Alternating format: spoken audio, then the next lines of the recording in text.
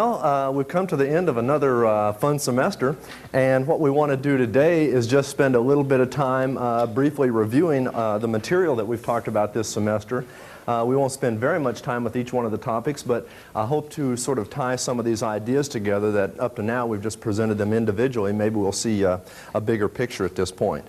Let's begin where we started the semester. We began with the factors of production.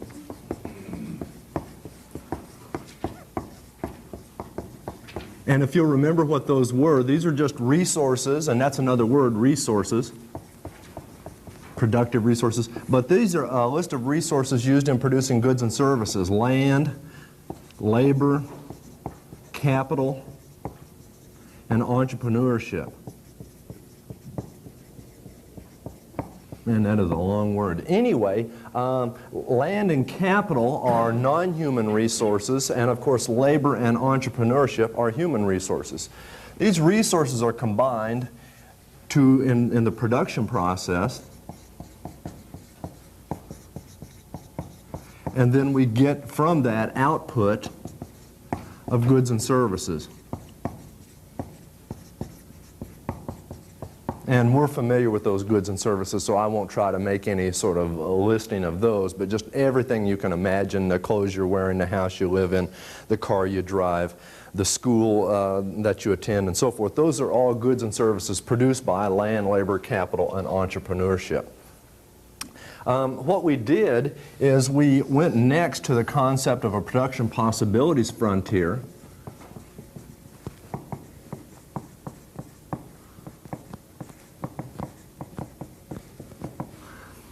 And if you remember, if we took all of our resources and just used them to produce good X and Y, all of those resources put together might produce some amount Y max. That's if all of our resources were used to just produce that one good. If instead we took all of the resources to produce only good X, maybe we have some quantity X max. I think that's one of the new retail stores out at the mall, isn't it, the X-Max? And then, of course, if we move resources back and forth, use half of them to produce X and half to produce Y, then we would be along some curve that we're calling a production possibilities frontier. And it goes between this maximum amount of X and maximum amount of Y. And like if we used half of our resource for X and half for Y, then we'd be halfway along the curve. This is a production possibilities frontier. What this does, it does several things, but one is it illustrates a trade-off between goods or between services. The idea is no matter where you start, and let's start off at a point like A. If you start off at a point like A in the middle of the production possibilities frontier, you've got a certain amount, let's say X1 and Y1 of each good. And then the idea of a trade-off is if you want more of one of those goods, you're going to have to give up some of the other. If you want another unit of X1, X1 plus 1, then you're going to have to basically move resources into producing X. And when you move resources into producing X, you have to get them from somewhere. You take them away from producing Y. And so what we end up with is some amount Y2 of good Y. We got one more unit of X, and we've given up some units. It's really not important at the moment. I'll come back in a second and put some numbers up there. But the important thing for understanding the trade-off is if we get more X, then that results in us having less of good Y. And also we could have done it the other way around. If we wanted more of good Y, we would have to take resources away from producing X, so we end up with less X. There's always a trade-off. And that gave us this term, if you'll remember, TANSTAAFL, which means there ain't no such thing as a free lunch. Really? Really. Sometimes somebody else will pay for your lunch, but it's still not free. Somebody else had to bear the burden of that cost. If you got up this morning, somebody gave you free donuts. They weren't free to the world, they were just free to you. The donuts were paid for by somebody. So anyway, this is the idea of a trade-off. Then another idea that we illustrated with this was the idea of opportunity cost. Very closely related idea to trade-off. The idea of opportunity cost is this, is the cost of something, cost, is measured in terms of what must be given up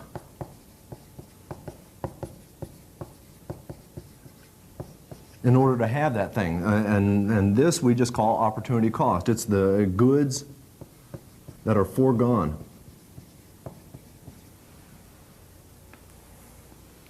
So, if you want to buy a new suit and it costs $300, you have to take $300 away from a vacation. And so the opportunity cost of having the suit is giving up that vacation. Okay? And there could be other opportunity costs, like the cost of actually going to the department store or wherever you're going to buy that suit. But anyway, here's the idea of opportunity cost.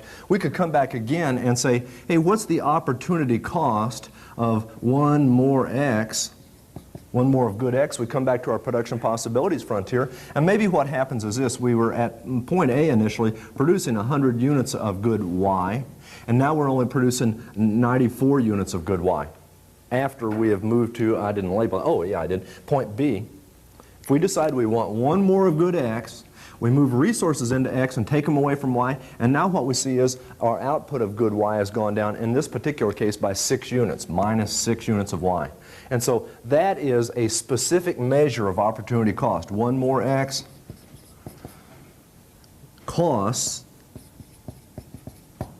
what was it, 6 units of Y. So there's our opportunity cost in this particular case. And really what that comes down to is it's pretty close to a measure of the slope of the curve. If the curve is steeper, the opportunity cost will be higher. If it's flatter, the opportunity cost is lower. So anyway, but we talked about all those things, and what we said is that every nation must decide where to operate on the production possibilities curve. That is to say, should we as a nation, and the nation of course has one of these production possibilities curves, should we as a nation choose to produce at point A? Should we produce at point B? Or is there some other point, C or D or E, some other place that we think that we ought to be? And the answer is that there's no single answer. If we were having a war with some other country, then maybe what we'd like to be is at point C if these are wartime goods, military goods. If we're not at war, then what we say is we don't need so many of those good X, those war goods. We need other things, and whatever it would be, maybe cars or something like that. And so there's not some single answer as to how many X's and how many Y's that we need. It changes as time goes by. And that's the whole point of the decision-making process, is that we're trying to make this decision and hope that it reflects the desires of the people who live in the nation. Right? We don't just have some king that says, oh, we're going to go to point D. We let this reflect our desires. Well, how is this chosen? For the most part, we choose where to be on the production possibilities frontier through individual markets. And that's going to bring us to the topic of supply and demand. Okay, so what I'm saying is this, is that we can produce good X, we can produce good Y, but in the United States, what happens is we're not going to produce goods unless there's a profit to be made from producing them. And so what we do is we go to the markets and individual suppliers say, hey, what can I make a profit producing? Would I earn a profit if I produce good X? Would I earn a bigger profit by producing good Y? And the answer to that is, well, it depends on what your customers want. You make no profit if you produce a good that people don't want to consume, and so we start looking to the consumers to see what is it that you would like to have. So the second thing that we talked about, the second major topic this semester, supply and demand. Let's just draw these curves separately. First of all, we'll start off, and don't forget what you're labeling.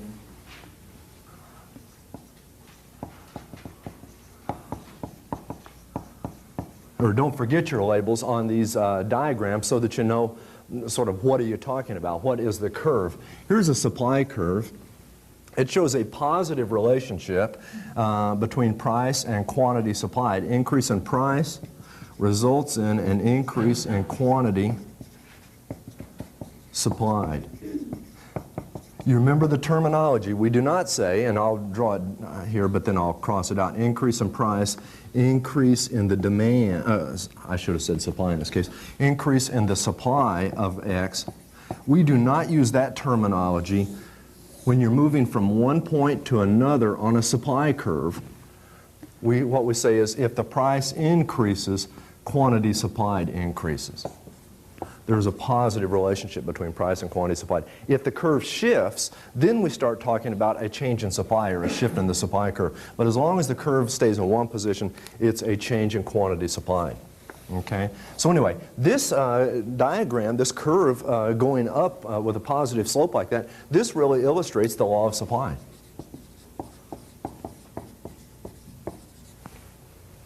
We, of course, have a law of demand to illustrate.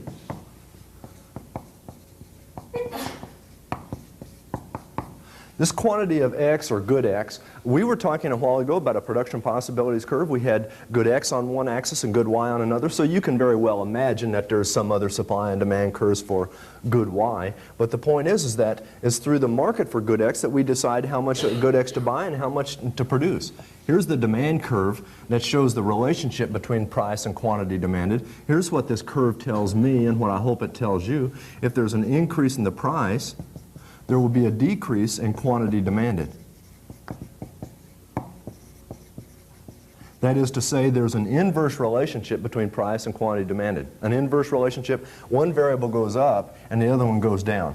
That's the inverse relationship. Just like we said direct a while ago, and that meant if one variable went up, then the other went up, and vice versa. That was with supply. But anyway, with I forgot to put those little arrows in to say and vice versa. But anyway, it's a positive relationship between price and quantity supplied, a negative relationship or an inverse relationship between price and quantity demanded. This is the two sides of the market. You know, most people don't think about the market this way. Now, all economics students do, but most people just kind of, they think, oh, you know, I go down to the store and I buy something, and they don't see themselves as market participants, and the other person is a market participant, and the person pushing a shopping cart, you know, down the next aisle. They don't think of that, but when economists look at ordinary behavior of buying lunch or going to the grocery store or going to a department store, we're putting everybody into, well, I guess you could say three categories. Everybody in the world is either a supplier of good X, a demander of good X, or not even involved with good X, just unrelated. What we want to do next is to bring in the quantity of X. What we want to do is bring in supply and demand together. Law of demand, law of supply.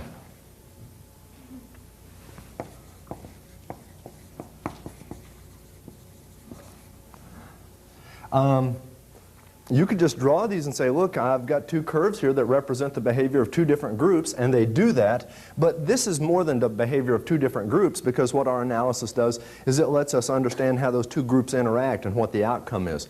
When these two groups do interact, it makes no difference where we start at any old price whatever. If the price starts off at a nickel or the price starts off at $5,000, what will happen over time? It's in the interest of both parties to find this price, this equilibrium price. And that is the price where quantity supplied equals quantity demanded.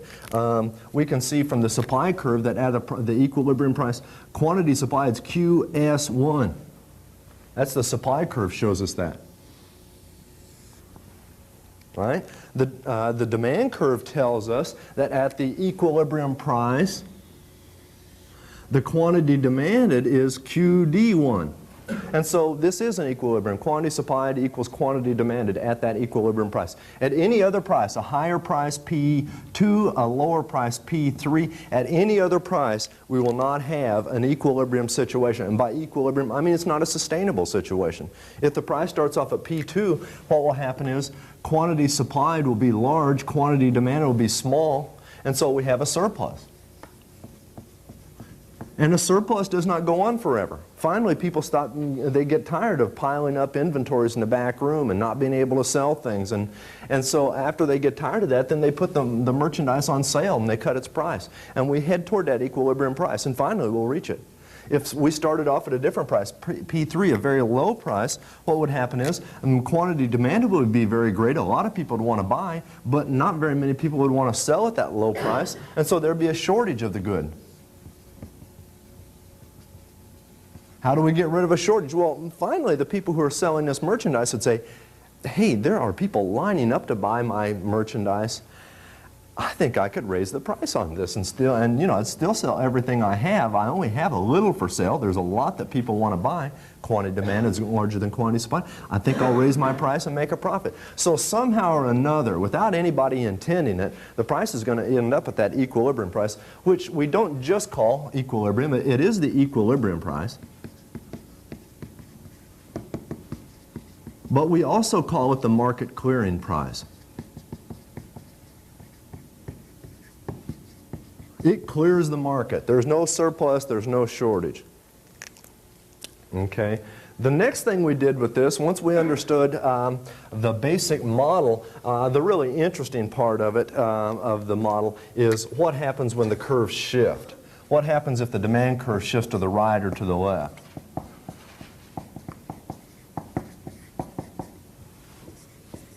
And we talked about some things that could shift that curve. If you'll remember, the easiest way to keep this in mind is through rightward shifts and leftward shifts rather than up and down. If there's an increase in demand, the curve shifts to the right. At the right, we're measuring quantities, and so we're saying people want to buy more if the curve shifts to the right. Same thing would be true of the supply curve shifting. If it shifts to the right, then that's an increase in supply.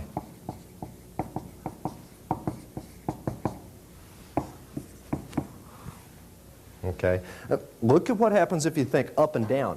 If you think up and down, both of these are increases in demand and in supply, both the graphs I have up here. But if you think up and down, here's what you would say. Oh, the demand curve, when it increased, it shifted up from D1 to D2. But the supply curve, when it increased, it shifted down from S1 to S2. Boy, we can't be having this where one of them's shifting up and one's shifting down and we're using the same terminology. Demand increased, supply increased. So we don't use this up and down kind of terminology. What we say instead is if the curve shifted to the right in a direction of larger quantities, that's an increase in supply or an increase in demand, and then we just have one terminology. It's that rightward shift versus the leftward shift. What could cause this to happen? First of all, here's what does not cause it to happen. A change in price results in a shift in demand. No. Absolutely not. I wrote it up there because that's going to be on the final exam. It's going to be in every econ course you take. Not everyone, but every beginning econ class makes a big deal out of this. If there's a change in price, we move along a single curve. And we've already talked about that a moment ago. That's a change in price results in a change in quantity demanded. Change in price results in a change in quantity supplied. We move along a single curve. So everything else that affects consumption besides price causes the curve to shift. For example, a change in consumer income. If consumer income goes up, increase in income, what will happen is there will be an increase in demand, a rightward shift in the demand curve for a normal good. You remember that? A normal good is just a good that people buy more of it as they become financially better off, more wealthy.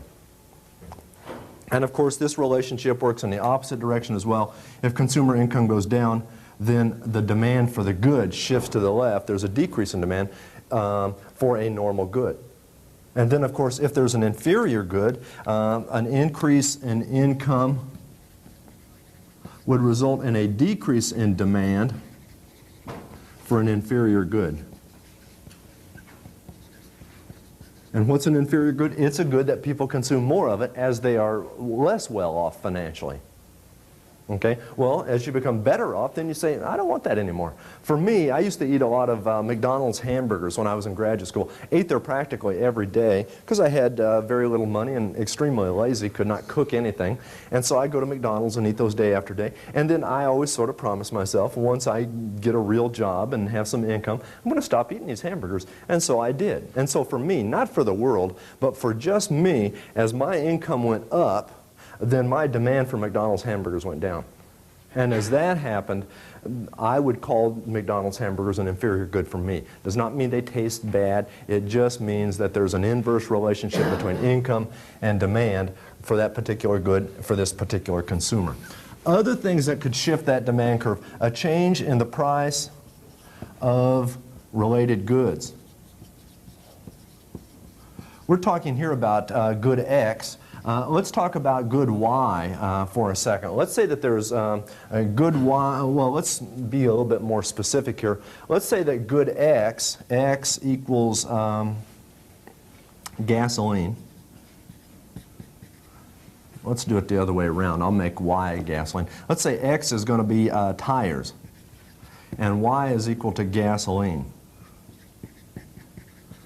And what this principle says is this: if there's an increase in the price of gas, that's good Y, then there will be a decrease in quantity demanded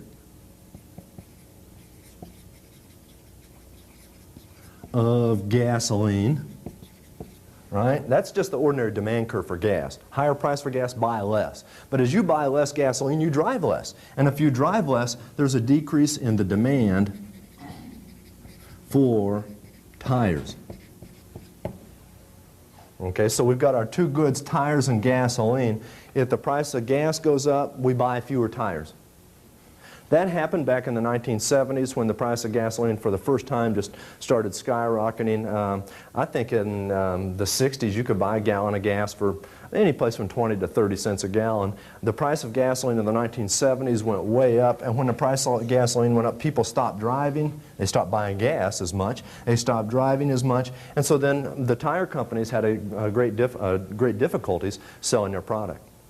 Also, there was a decrease in the demand for cars, and other things. So gasoline was a complementary good and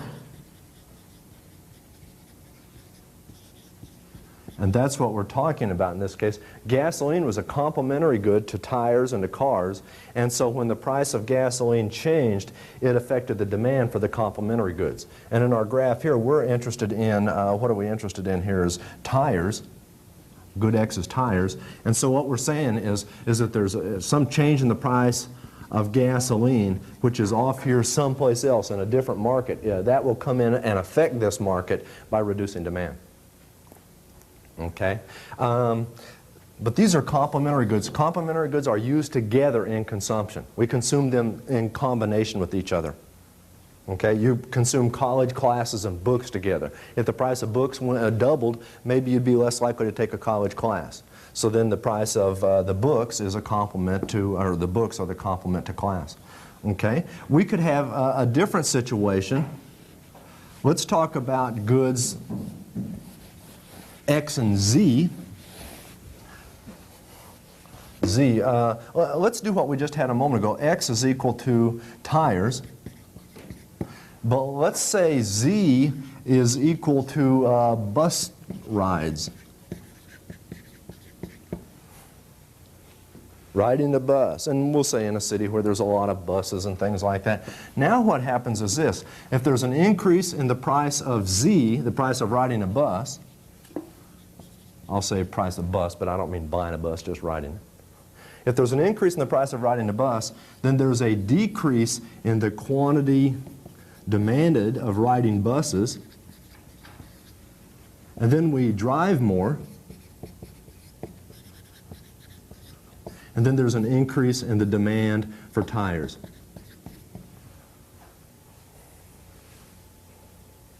Okay, so now what we are talking about is substitute goods. With substitute goods, it's goods that really perform the same function. They're trying to, basically, each one of them is trying to pull you over and say, no, no, no, use me, ride the bus. No, no, no, drive. And so they're substitutes. If you want one, you don't want the other. And here's what we're saying, is if the price of one good goes up, the demand for its substitute goes up. Substitute goods. Increase in the price of a good results in an increase in the demand for the substitute for the good. What we had before is exactly the opposite. Before we had, if there's an increase in the price of the good, it causes a decrease in the demand for the complementary good.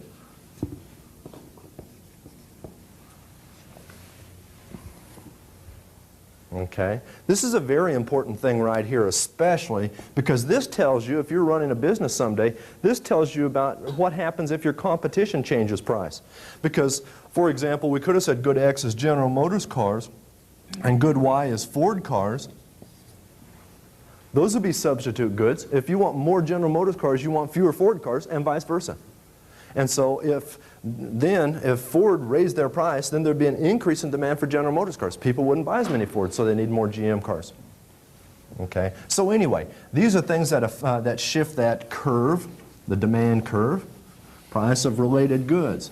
And I'll just kind of add one more in here, changes in the population of consumers.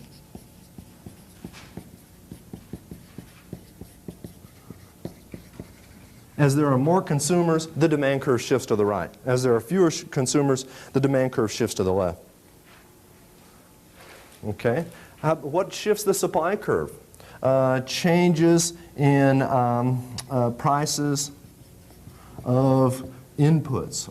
I called them factors before, so I'll do that again. Factors of production.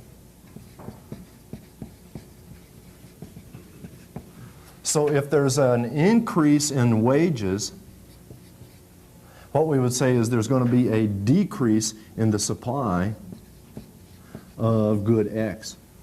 That's a leftward shift in the curve, and vice versa. If wage rates go down, then there'd be an increase in supply. Let's talk about this latter case because that's what I've drawn up here. Suppose that wages go down. Here's what I think would happen. Wages go down, and now the employer, the company that hires those workers, says, hey, now that wages are a little lower, I'm making a little bit bigger profit on each unit of product that I sell. And then they say, since I'm making a little bigger profit than I was before, I think I want to sell more units than I did before. If wages go up, then the employer says, you know, that eats into my profits. I'm not making quite as much profit as before. I'm a little bit less willing to supply products since it's not as profitable. That is to say, it changes our incentives. Another thing that would shift this curve, a change in technology.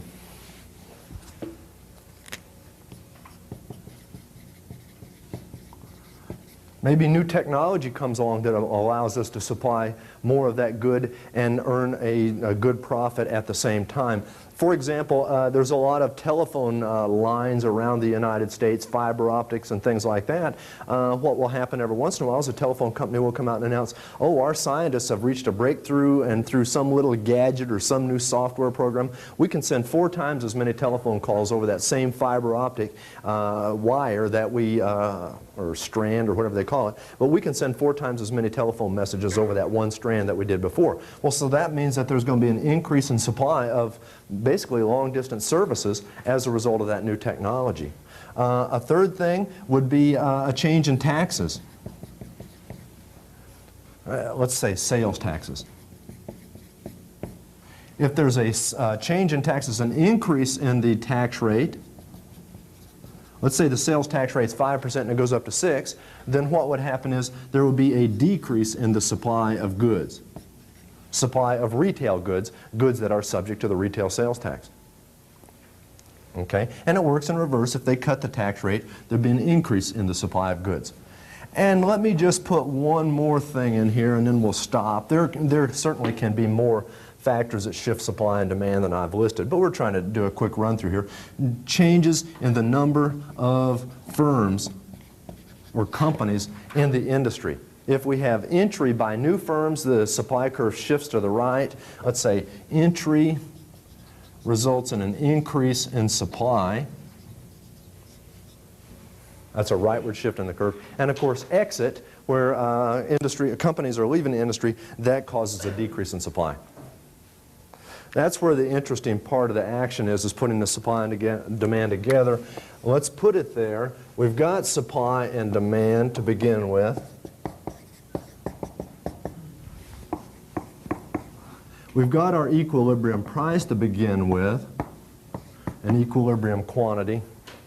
And then in real life, what happens is we come upon a market and it's in an equilibrium situation, such as what we have drawn right here.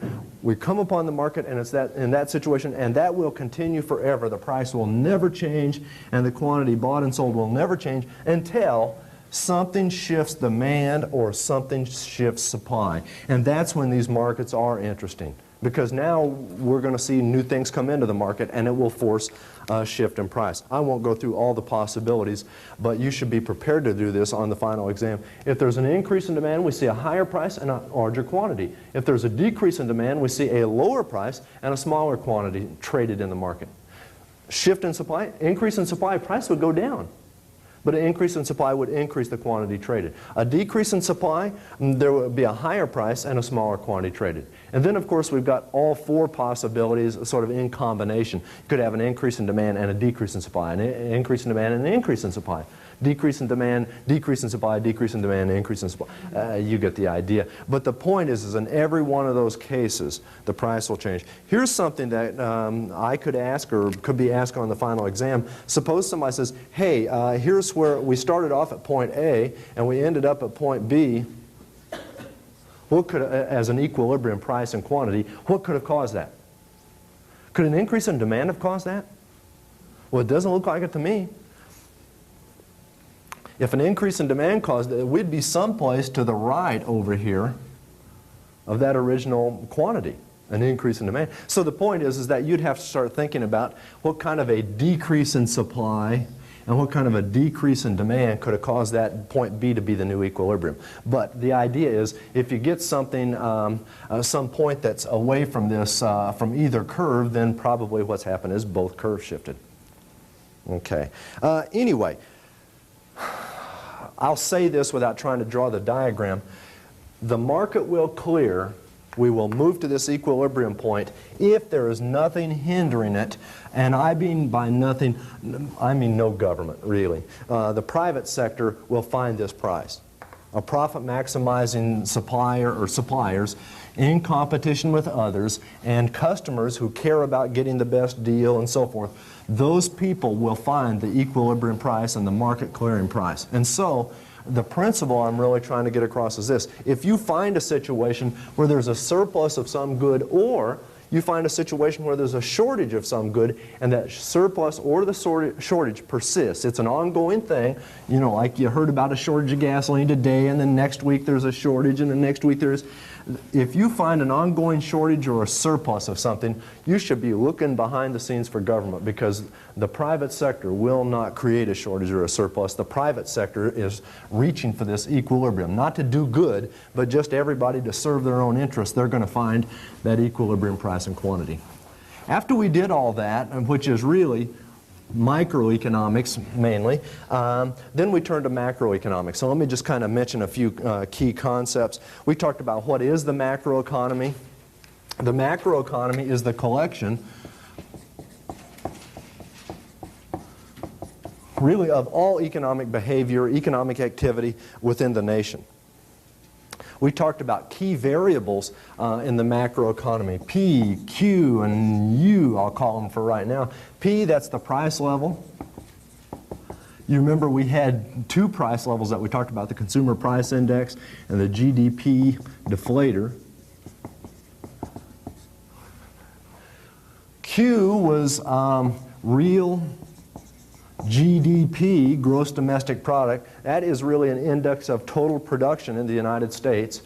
This real GDP does not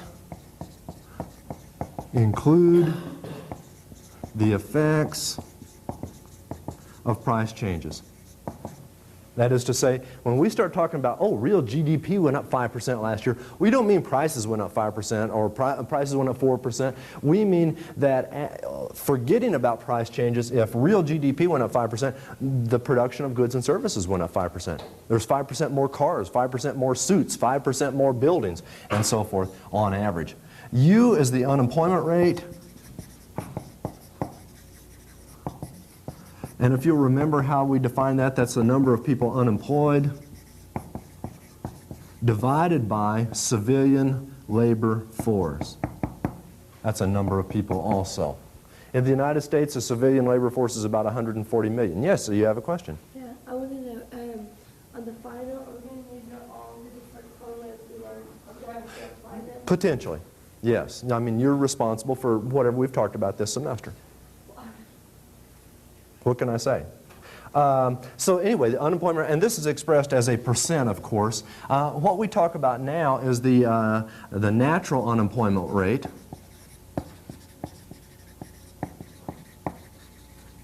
And the natural unemployment rate, that is the unemployment rate that we call full employment. And this reflects just the people who are temporarily between jobs or their skills don't quite match the jobs that are open, and so they need to upgrade their skills. But there are jobs out there and there are workers looking for jobs, and they will soon find them. And this rate we're saying is, and by the way, I've used that U with an N next to it to represent that, but this is in the neighborhood of 4.5% to 5% in the United States in this day and time. 4.5%, 5%, someplace in that neighborhood. Okay, so these are key variables that continue showing up throughout the semester after we first introduced them, and that's why we stopped and sort of pointed those out all at one point, or talked about them separately. Another thing I talked about at about the same time was the business cycle. I drew a diagram to illustrate the idea of the business cycle. Real GDP is the thing that we use to indicate how's the economy performing. And let me just kind of draw a line here. What we have is the economy is growing in general over this trend. But even though the economy is growing, it doesn't grow at a steady pace. Here's what we see. Let's start at the bottom point. What we see here at first is we see the economy expanding. We'll start here at time period T0. And the first thing that happens, the economy expands. And so this is the expansion phase or the growth phase of the cycle. Okay, so there's expansion. And then the economy reaches a peak. And so we say there's a peak. That's the second phase of the business cycle. And then the economy slows down. Real GDP is going down, and we say that there's a contraction underway. Okay? And then finally the economy touches bottom at the trough, and then it all starts over again as a new business cycle with expansion, and then we reach another peak. In years past, let's say from World War II up to 1980, what we would have is about, the expansion phase would be about 4 years. We could actually go back before World War II, but I mean back to 1900. The expansion phase would last about a year, and the contraction phase would last about 15 months. And so what we would have is about a 5.5 or 6 year business cycle, 5-year business cycle, where you're up about 4 years and you're down about a year. What's happened since 1980 is basically the expansion phase has approximately doubled, and the contraction phase has approximately shrunken to about half. That's since 1980. And those are ballpark numbers, but I'm saying now we'll have 7 or 8 years of economic growth and less than a year of economic contraction. And then 7 or 8 years of growth and less than a year of economic contraction since, actually I should say 1982. Okay. So anyway, those are key ideas on just understanding the nature of the macroeconomy. The next thing we did is we talked about how do we measure all this stuff. Here's one measure, GDP, but how do we measure it all? We had several measures. Here's what you do not need to know for the exam. You don't have to be able to calculate each and every one of these things that we talked about, where there's gross domestic product, net domestic product, what was next? National income, personal income, disposable income, which then itself is divided between consumption and saving. You do not have to be able to go through all the items that are added up to equal GDP and so forth. There's just a whole lot of those things, and that's mainly a lot of technical detail that most people don't need to know about. But if you'll recall, we do make these minor adjustments and go from the most broad and all-encompassing measure down to less and less broad measures.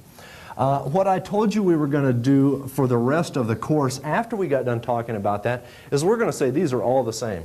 All the same down through personal income. That is to say, there are minor differences between them, several billion dollars differences, but for an economy that's $8 or $9 trillion, those differences are not really close to $9 trillion. Those differences are not huge. And so what we do is we just stop talking about the differences and say these are all the same, and we'll just call them GDP or Q. Well, PQ, isn't it? Anyway, that is, and this is GDP. And what I'm saying is after we have this basic idea, then we say, yes, we understand it, and then we go on without making any more distinction. If we take that GDP and subtract personal taxes, that's when we get to disposable income. So we have not thrown disposable income with all the others, but personal taxes taken away from our gross income is equal to our disposable income. And then disposable income is disposed of in two ways. Either we use it up or we don't use it up, we don't consume it, we save it. Okay? So disposable income is either consumed or saved. Questions about this? With our macroeconomics then, what we try to do with the rest of the course is what determines GDP and real GDP. That is our big questions, and also the price level. What determines that? And the unemployment rate, I better put that in, that's that key variable. That's what the rest of the course was about after we talked about GDP and net domestic product and all those different measures. What determines those? Now, and I don't mean how do you measure them, because the way we measure them, we talked about the expenditure approach and the income approach. We measure GDP by adding up consumption plus investment plus government spending plus net exports. That was the expenditure approach. We measure national income through the income approach, compensation of employees, rent, interest, profits, and there were a couple different measures of profitability there. But that's the income approach toward measuring this stuff. So there's an expenditures approach and an income approach.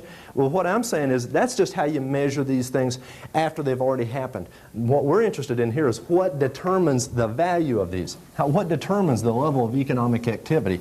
Or does the economy just perform a certain amount regardless of other circumstances? And what we're saying is no. The economy's production level, its GDP, that's determined by certain things that we have lumped into two categories: aggregate supply, aggregate demand. And so what we had really is three models of the economy, and each one of those models tried to give an answer to the question, what determines GDP?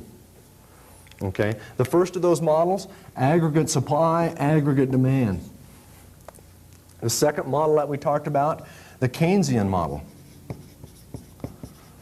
That's the C plus I plus G plus X in, which is total expenditures, equals total production. That was that model where we had that, that curve, and I'll come back and sort of draw it here in just a second. Here's total production, total expenditures, and equilibrium. That's that one. And the third model we talked about was the classical and monetarist quantity theory of money.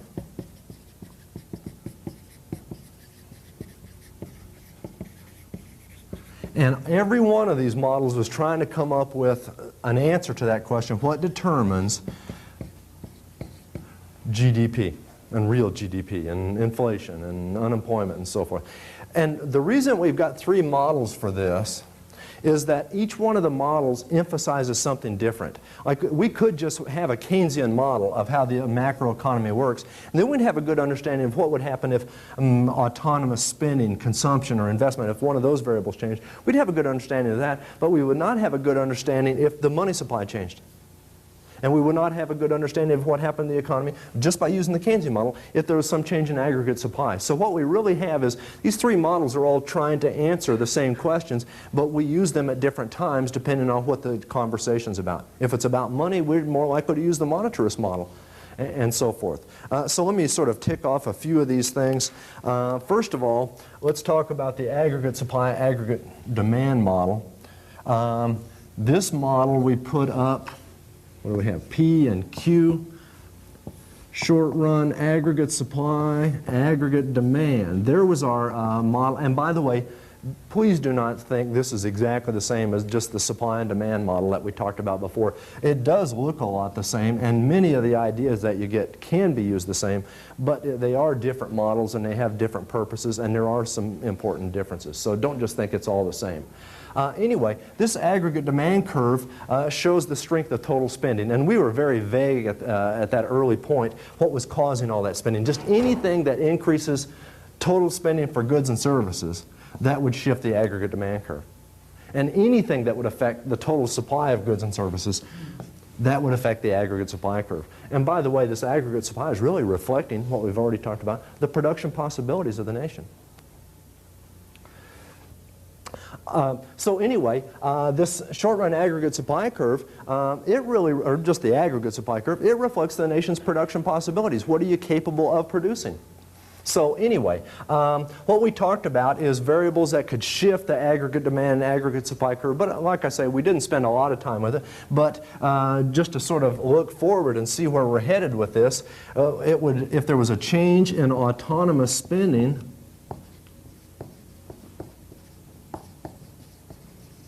that's from the Keynesian model. That is to say, a change in autonomous consumption, change in autonomous investment, change in autonomous government spending, a change in net exports, and we'll have to say autonomous net export. Any of those things could shift this curve. And if there's an increase in spending, the curve shifts to the right. There's an increase in aggregate demand. Something else that could cause this to change, a change in the money supply, or a change in money demand. If you'll remember from our monetarist model, what causes aggregate demand to shift, if there was an increase in money supply, then we'd have a rightward shift in aggregate demand, but we would also have a rightward shift if there was a decrease in money demand. And if you'll remember, the way I described it was this. If there's excess money balances, we see an increase in aggregate demand, excess money balances. Well, we could get an excess money balance through the Federal Reserve creating more money, but we could also have an excess by the fact that people just don't want to hold as much as before. And so either way that it takes place, an increase in supply of money or a decrease in the demand for money, that would increase aggregate demand. And of course, we could reverse all these arrows and show it as a decrease in aggregate demand. Over on the aggregate supply side of the economy, we said if there was an increase in factor prices, especially wages. Why do I say especially wages? Wages are like 70–75% of all factor payments, of all the national income, payments to the factors of production, 2/3 to 3/4 of it, and that goes to workers. And so, especially if wages change, that would shift that curve. If there's an increase in factor prices, the short-run aggregate supply curve would shift to the left. There'd be a decrease in aggregate supply. Okay, let me come back and I'll just say a change in factor prices. Okay. In addition to factor prices, there'd be a change in technology. And that could shift this curve. And I don't mean to say some, a change in technology that makes your watch run twice as long on a battery as before, although that would have some minor impact. But I mean something like we've seen computers in the last generation, computers and internet and things like that come on, internet shopping or online shopping, getting movies and videos and music and so forth over the internet. This is a major change in technology. It has impacts throughout society. And so, and at an earlier time, mass production with the assembly lines and industrial revolution and things that come along of a major nature. That's what we're really talking about here. A change in the efficiency of resource use.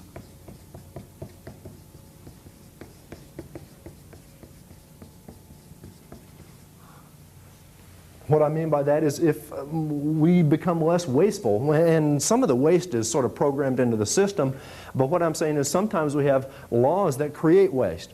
We used to have laws that regulated companies that said, trucking companies, if you haul some merchandise to another place and you drop that merchandise off, you bring your truck back empty.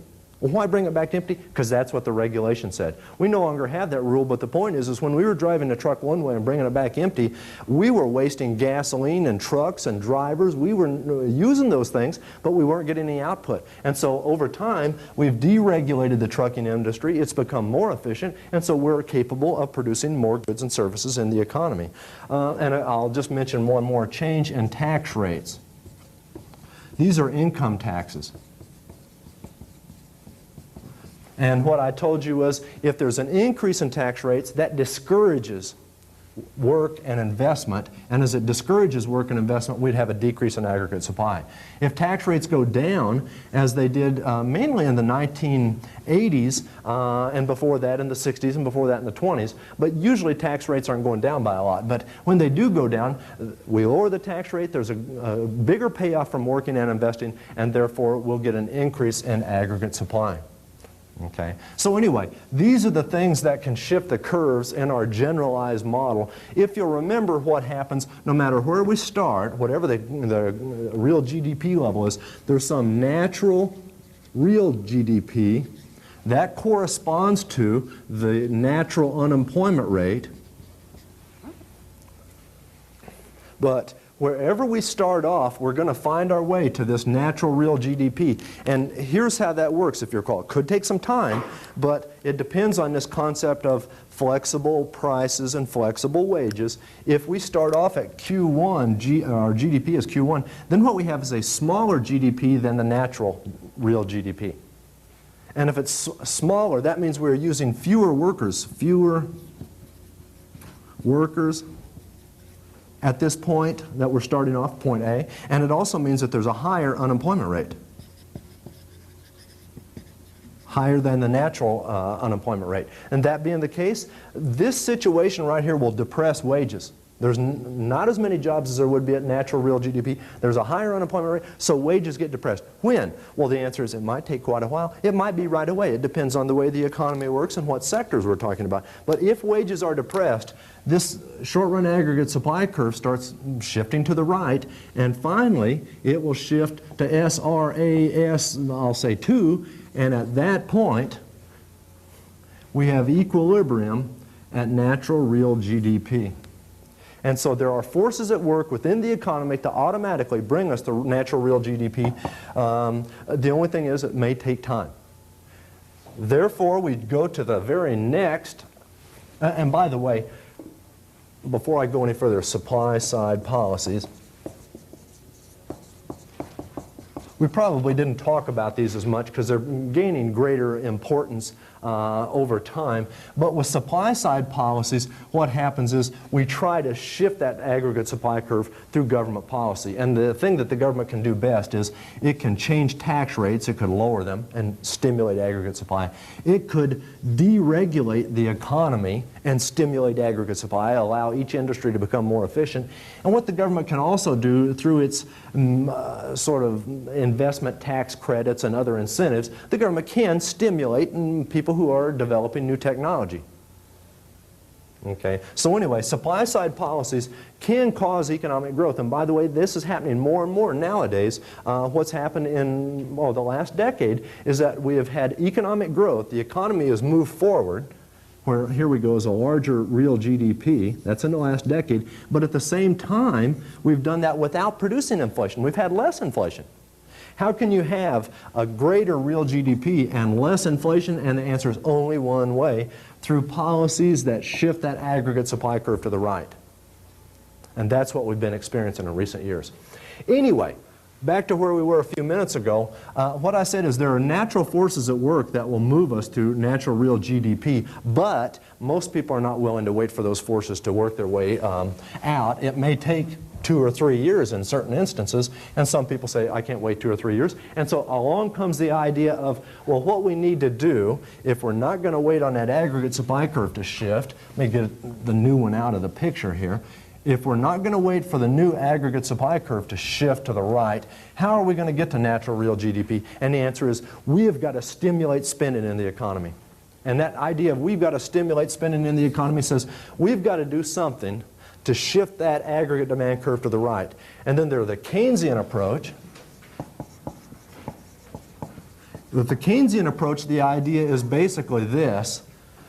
Let's use government spending changes, or if we change the personal taxes, then we would affect consumption spending. So either by changing the personal taxes or by changing government spending directly for goods and services, then that is the way that we could shift the aggregate demand curve to the right. And here's where it would need to go. Oh, I drew the wrong one, didn't I? Here's where it needs to go is right here, AD2. And if the aggregate demand curve shifts to the right by that much, there's a new equilibrium at point, I'll call it C, natural real GDP. But that's what the Keynesians said. Well, let's increase government spending. Let's lower taxes. Let's come back with that model they have. Real GDP and total expenditures. Here's autonomous spending. And again, consumption, investment, government, and net exports. Here's our total production curve. And here's equilibrium. Let's call it Q1. That's a short-run equilibrium. And the idea now among the Keynesians, how are we going to solve this problem of unemployment, how are we going to stimulate the economy? They will increase autonomous spending to A1, some larger amount. The curve shifts up to TE1. There's a new equilibrium, Q2.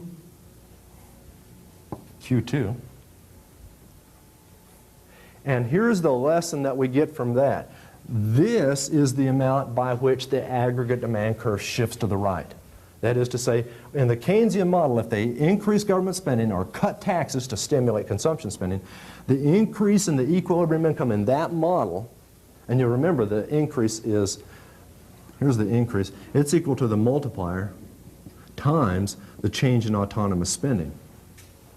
But anyway, that change in equilibrium income, that all turns out to tell us how much the aggregate demand curve shifts to the right. If we're trying to slow the economy down and fight inflation, which didn't really exist in the Keynesian model, but we would do exactly the opposite. We would try to get autonomous spending to go down, and we do that by reducing government purchases of goods and raising taxes. In the classical and monetarist model, let me do a little more erasing, they say, oh, if you have a lot of unemployment and you want to fight that. Now, let me just mention that the classical economists and monetarist economists didn't want to fight these things. Anyway, the point is they say that, oh, here's what we do. If we increase the money supply, then we would increase the price level, and P times Q is equal to GDP. And so really what we're saying here is that they're telling you if the money supply goes up, GDP would go up, but it would all be inflation. It would all show up as higher prices. But shift the aggregate demand curve to the right. The monetarists say exactly the same thing, but for monetarists, if you'll remember, they have a formula that I'll sort of reduce it down. Money supply equals money demand. Money demand is equal to K times GDP. And so according to the monetarists, GDP is going to change if there's a change in money supply or if there's a change in K. Let's see how that is. MS divided by K equals GDP. And so if there's a change in the money supply, there would be a change in GDP. This is nominal GDP. But they would say also if there's a change in money demand, and you remember that's what that K stands for, is money demand as a proportion of income. But if there's an increase or decrease in money demand, that affects GDP, which we're really talking about, again, a shift in the aggregate demand curve. Questions about any of this? What we finally want to do, and so really, by the way, the Keynesians and the monetarists, those are both theories of aggregate demand. Okay?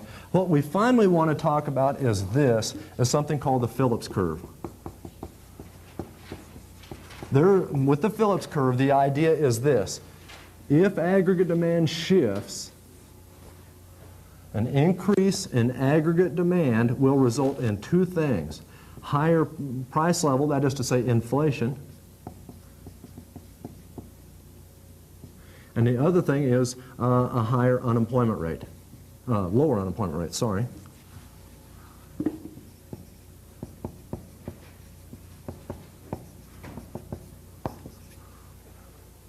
The Phillips curve shows this trade-off that happens. If you want to stimulate the economy, you can get a lower unemployment rate, but only by living with more inflation. And it works in the opposite direction. If you want to slow the economy down and fight inflation, you can do that. You cut aggregate demand, there'll be less inflation, but there'll be a higher unemployment rate. There's this trade-off. What we've observed is this, is that trade-off is a short-run problem, a short-run trade-off. In the long run, not in the short run, but in the long run, the situation is an awful lot like what the classical economists assumed, which is to say, and again, it might take 2 or 3 years to get there, but in the long run, shifts in aggregate demand